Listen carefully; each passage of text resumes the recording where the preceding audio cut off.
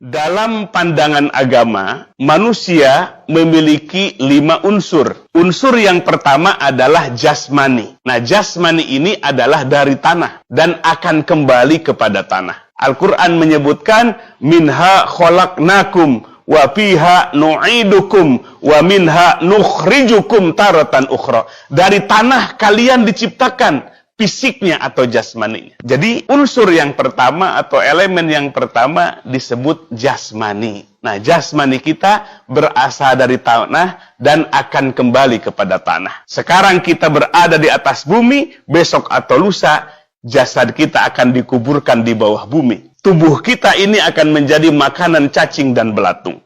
Itulah unsur manusia yang pertama disebut jasmani. Lalu ada unsur yang kedua. Unsur yang kedua disebut ruhani.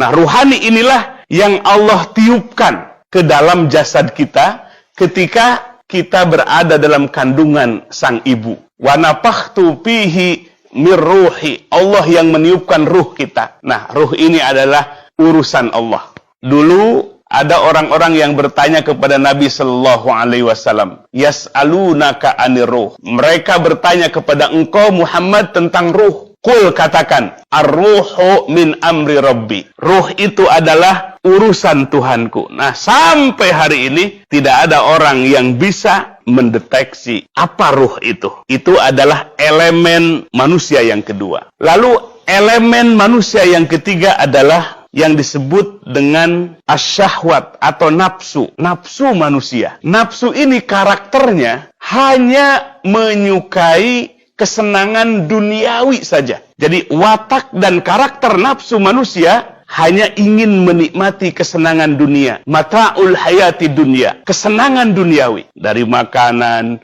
minuman, kendaraan. Maka kalau manusia terus memperturutkan hawa nafsunya, inilah menurut Syekh Ibnu Athaillah As-Sakandari dalam hikamnya, aslu kulli maksiatin ar-ridho anin nafsi. Sumber malapetaka kemaksiatan adalah memperturutkan hawa nafsu. Ini elemen manusia yang ketiga. Lalu ada elemen manusia yang keempat. Yang keempat adalah al-aqlu, akal. Akal ini tugasnya adalah untuk berpikir, untuk menganalisis. Maka akal ini nggak cukup. Kalau kita melihat, Bapak Ibu sekalian, banyak saintis barat menemukan fakta-fakta ilmiah dalam Al-Quran. Contoh misalnya, berabad-abad saintis, ilmuwan menyimpulkan bahwa alam semesta ini akan kekal dan abadi. Tapi memasuki abad ke-21, para ilmuwan menyimpulkan bahwa jagat raya ini akan berakhir. Ditemukanlah teori yang disebut dengan Big Crunch. Alam semesta ini akan remuk. Itulah yang disebut dengan kiamat. Al-Quran 15 abad yang lalu telah menyebutkan alam semesta ini akan hancur. Tetapi saintis baru abad ke-21